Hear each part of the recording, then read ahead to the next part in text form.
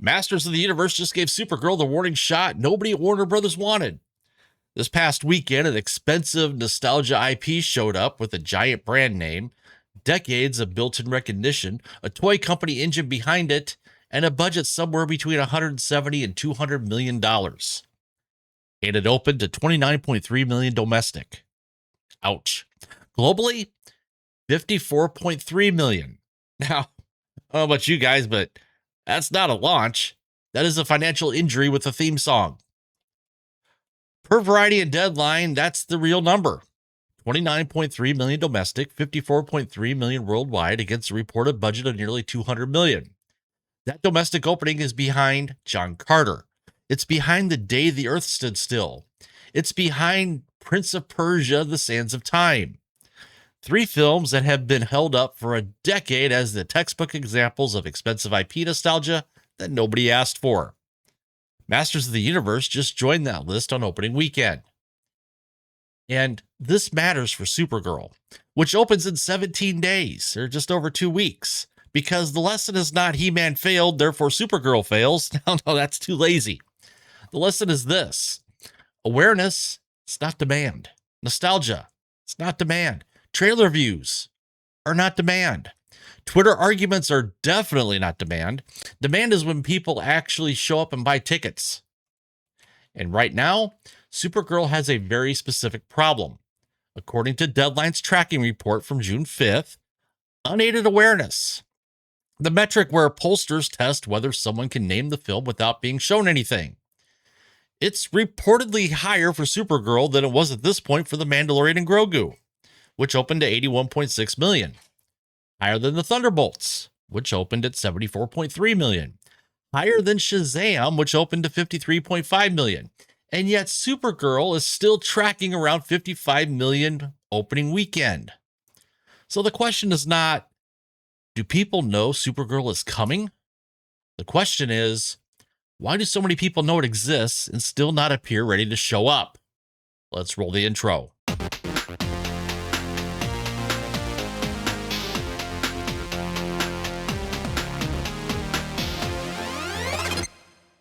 Welcome back, fellow nerds, box office masochists, and everyone who thought Hollywood had finally learned the difference between online discourse and actual ticket sales. Isn't that adorable? Chris here, the critical nerd, where we keep our expectations low, the receipts high, and the calculator close enough to ruin a studio talking point.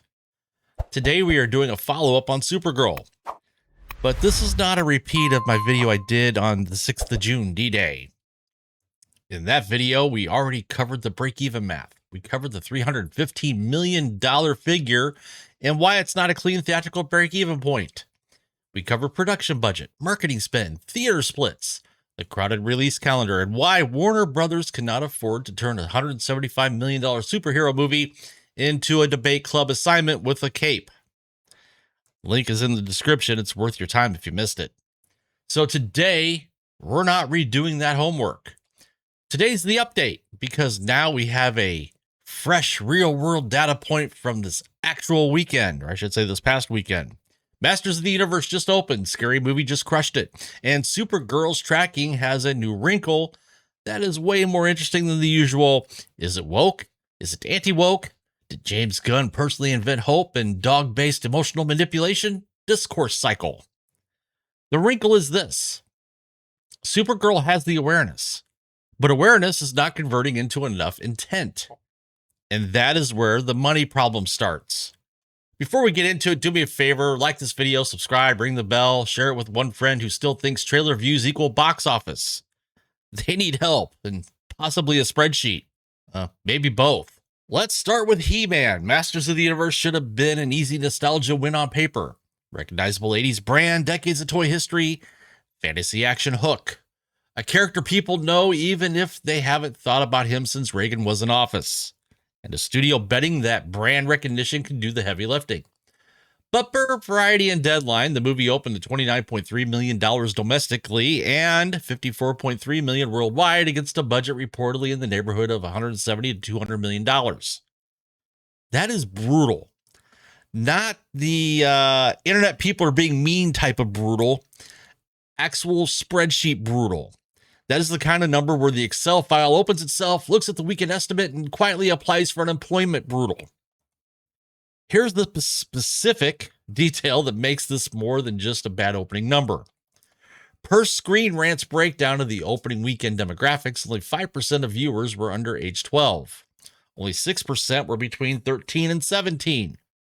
The biggest single demographic, at 29% of the opening audience, was adults aged 45 to 54. The exact generation that grew up watching these characters on Saturday morning cartoons. Those are the people who showed up.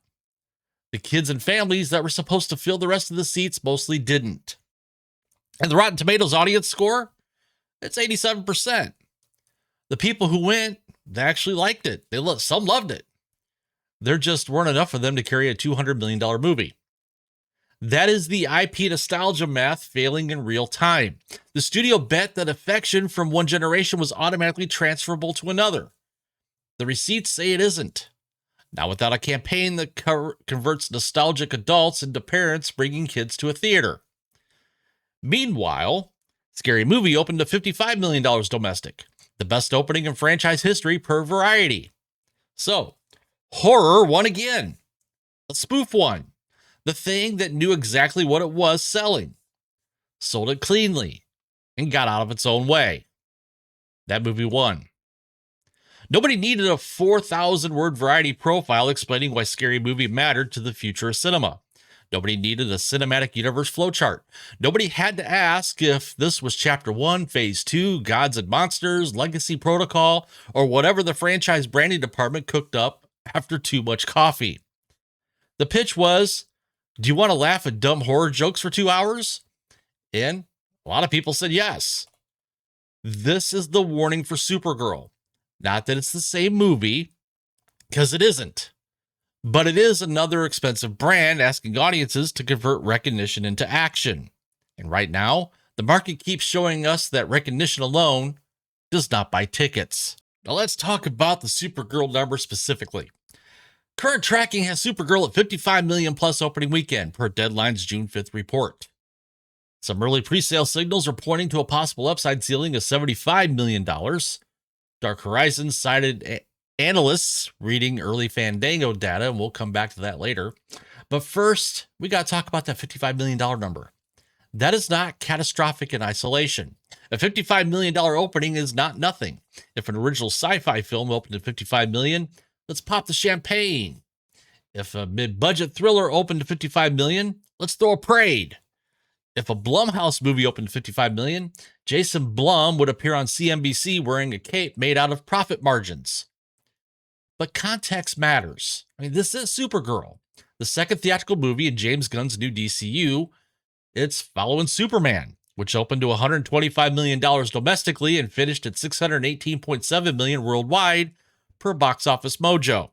It carries a reported production budget around $170 to $175 million net before global marketing.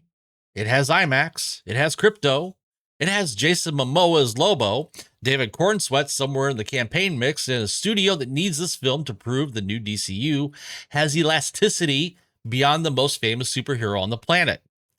So 55 million against all of that is not a victory lap. It's a number that needs context. And here's the context that makes it interesting. The Deadline tracking report notes that Supergirl's unaided awareness is already higher than The Mandalorian and Grogu, Thunderbolts, and Shazam. Movies that opened to 81.6, 74.3, and 53.5 million respectively.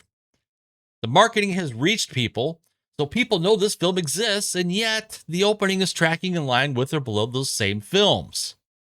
That's not an awareness problem, that's a conversion problem. Awareness gets people to know the movie's coming. Intent gets them to leave the house. Intent gets them to buy the ticket 3 weeks in advance. Intent gets them to choose Supergirl over Toy Story 5, Minions 3, Moana, and the greatest box office competitor of all time. I'll just wait until it's on streaming. World of Real, citing industry sources, put the concern plainly on the marketing has not generated much excitement, and many audiences are reportedly not invested in the character. meaning strong reviews may need to do the work the campaign hasn't done yet. That is a persuasion problem, and a persuasion problem at 3 weeks out is a significantly harder fix than a visibility problem. You cannot buy urgency. You can buy reach, you can buy awareness, but you cannot buy the feeling that this movie is the event of the weekend. That has to be created, and right now, for a meaningful portion of the potential audience, it hasn't been. Let me be specific about why the awareness gap matters, because I think people are underplaying it. A movie with low awareness and low tracking has one problem. People don't know it exists. Solution, though, is straightforward. More trailers, more ads, more push. But a movie with high awareness and modest tracking has a different problem entirely. Because that means the audience has already received the information, the campaign reached them, and a large enough portion still hasn't moved from, I know this exists, to, I bought my ticket. That is where marketing stops being visibility and starts having to be persuasion. And those are two very different jobs. Supergirl doesn't need people to know it's coming. They know. The unaided awareness numbers confirm it. What it needs is enough people to care right now. Not on Max in 6 weeks, not after 3 weeks of discourse about who said what in which interview. Now, opening weekend. Because the superhero genre is not dead. I want to be clear about that. Audiences will still show up for superhero movies. They will still show up for event movies. They will show up when the pitch is clear, the excitement is real, and the movie feels like something they need to see this weekend specifically. What is dead is automatic superhero attendance. The model where you put a cape on a poster and casual audiences show up like they have a civic obligation to the multiverse. That model's gone. Marvel found out, DC found out, Disney found out with Star Wars, and this weekend, Masters of the Universe found out that nostalgia does not get direct deposit. You have to earn the ticket, one audience member at a time. That is the conversion challenge for Supergirl, and the tracking, right alongside the awareness data, is telling us that challenge is real. Now let's talk about the press cycle, because the discourse around it has mostly been treated as a culture war story, and in my opinion, it isn't. Or rather, it doesn't matter whether it's a culture war story. What matters is what it does to a tracking number. Now, let me be precise about what actually happened, because the receipts matter here. In a Variety cover story from May 20th, Millie Alcock discussed the online backlash around her casting. She described critics as often being burner accounts or profiles that identified themselves as, and I quote this from Variety, data for Christian, which she found hilarious. The piece framed her as someone who had learned to ignore the trolls and push through. The reaction was not a clean political split. Grace Randolph, that Grace Randolph, who has repeatedly and publicly championed female-led comic book movies, went on record saying she couldn't believe the interview. Now, per Cosmic Book News, Randolph said if she were the publicist, she would be telling the star to stop talking, called the interview rough, and said the campaign risks becoming a girl power movie rather than a Supergirl movie. She pointed to the costume messaging and Gal Gadot's Wonder Woman rollout as the model for how to present a female superhero to a mainstream audience. That is not the predictable anti-woke YouTube crowd is mad story. That is someone who wants female-led superhero movies to succeed, telling Warner Brothers that the marketing strategy is working against that goal. And Prime Timer's analysis puts the structural concern plainly. The press cycle had become too focused on addressing detractors rather than selling the movie to the undecided. Here is the financial translation. The press tours is a marketing instrument. Its job is not to process the cast relationship with the comment section. Its job is to move people from, I know that exists, to, I bought my ticket. Every interview, every late night appearance, every trailer, every clip, every brand tie-in should be answering one question. Does this make more people want to see the movie? If the answer is no, why is it in the campaign? Not one quote destroyed Supergirl. That's too simple. Not Millie Alcock single-handedly sank a $175 million movie. I mean, that's ridiculous. If a single interview could do that, the campaign was already being held together with duct tape and crypto plush stuffing. The problem is message drift. The campaign should be selling one idea. Supergirl is fun. It's exciting. It's the next chapter in the DCU. It's worth leaving the house for this weekend. Instead, the conversation keeps drifting into who is mad, who is toxic, who is the wrong kind of fan, and why is every superhero press cycle now one quote away from becoming a congressional hearing with Funko Pops as Exhibit A. Message drift is expensive. Every day the conversation is about the press tour is a day it's not about the movie. And when tickets are on sale, that is one thing you cannot afford. This brings us to what is actually on the line, and I want to be specific about this because I think some of the coverage flattens it. Superman opened to $125 million domestic. It finished at $618.7 million worldwide on a $225 million production budget per Box Office Mojo. Some people call it a win. Okay, great. I didn't think it was, but that's where we are. The new DCU had a foundation movie and it worked. Supergirl is not the foundation movie. It's the proof of concept movie. The one that answers, can James Gunn's DCU sell a second character? Someone who is not the most famous superhero in human history, to a mainstream audience at summer blockbuster scale. If Supergirl opens to around $55 million domestically and finishes in the $300 to $350 million global range, which is where current tracking math lands if you apply a standard domestic multiplier and assume international comes in below domestic, that is not an automatic catastrophe. Depending on accounting model, it may clear some of the friendlier break-even estimates we covered on June 6th. But it changes the internal conversation at Warner Brothers, because the next films on the DCU slate, Clayface, the show Lanterns, Brave and the Bold, none of those are Superman. None of them carry global icon status that could open a movie on brand recognition alone. All of them need Supergirl to demonstrate that this universe has elasticity, that audiences will follow it past the one obvious entry point. A soft Supergirl result doesn't end the DCU, but it means every subsequent film has to answer the same question this one couldn't. Why does this character earn an opening weekend? Why does this one feel like an event? Why is this worth choosing over whatever else is in theaters? That is the question Supergirl needs to answer in just 17 days. The awareness data says people know the question is being asked. The tracking data says they haven't answered it yet. To be fair, and we always do the bull case, because this is analysis, not funeral planning for movies that haven't opened yet, Supergirl could work. Tracking, it's not destiny. A $55 million plus opening can move. Early presale signals from Dark Horizons suggest some analysts see a ceiling of $75 million if momentum builds over the next couple of weeks.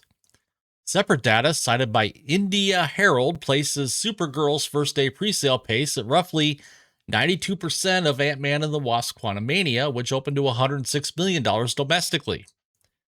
Though that comparison requires caveats about how early velocity maps to final opening weekend. Strong reviews can help. Word of mouth could override weak presale sentiment. We've seen it happen. Alcock could be great, and early test screening chatter has been consistently positive on her, specifically when other elements were mixed. Crypto could be a genuine crowd pleaser. Lobo could give the film an edge that plays with audiences who showed up for Superman. The cosmic road trip tone could separate it from the generic superhero pile in ways that play well once people actually are in the theater. There is a version of this where Supergirl opens at the high end, holds better than expected, plays as counter-programming after Toy Story 5, and gives DC a credible second chapter. If that happens and everyone who ran the warning numbers has to eat a bowl of Kryptonian crow, me included, fine. That is a good outcome for everyone, including us. But that version requires the movie to become the story again. Not the interview, not the tracking debate, not the fan war, the movie. And that requires Warner Brothers to have a clean, urgent, persuasive final push in the next 17 days that answers the one question the campaign hasn't fully answered yet. Why does this one matter this weekend? So here's the final receipt. Supergirl may still work, but the warning signs are stacking. Masters of the Universe just proved that expensive nostalgia awareness does not guarantee turnout. Scary Movie just proved that a clear, low-friction audience pitch can beat a bigger brand. Supergirl's tracking says people know the movie exists, but the opening weekend projection says awareness may not be converting into enough urgency. And that is a real box office problem. Not whether people are talking. People are always talking. The internet talks about everything. The internet would argue over the moral implications of a sandwich if the right account posted it at 9 a.m. The question is whether talk becomes tickets, because awareness gets you mentioned, intent gets you paid. And Warner Brothers does not need Supergirl to be famous online.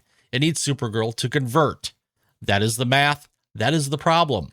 And that is why the next 17 days matter a lot more than DC fans want to admit.